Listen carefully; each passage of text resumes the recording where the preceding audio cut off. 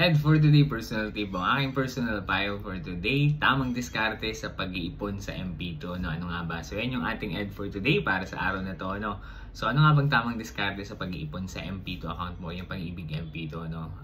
Kung gusto mong malaman, kailangan tapusin mo itong video na to at panoorin mo at huwag mo kalimutan mag-follow, mag-subscribe, and then mag-like and follow na rin pala. No? Dito sa Facebook, TikTok, meron yung pala ako YouTube. No? So anyway, ang tamang diskarte sa pag-iipon sa MP2 ay napakadali lang. Ito pa hindi maigi. No? Ang kailangan mo lang mag-ipon ka ng 500 pesos dyan. No? Kung baga, simulan mo sa 500 pesos, hindi kailangan malaki. No? Ang goal natin, dahil kung nag-uumpisa ka palang mag-ipon, kailangan maging habit mo yung pag-iipon. No? Like, sabi ko nga, 10 pesos, nag-iipon pa rin ako per day. No? Simulan mo ito. Sa MP2 kasi minimum 500. So, mag-ipon ka lang ng 500. Every sahod mo maglagay ka dyan. Kung may extra ka na itabi, ilagay mo dyan sa MP2 mo hanggang sa hindi mo napapansin, nagiging habit mo na siya.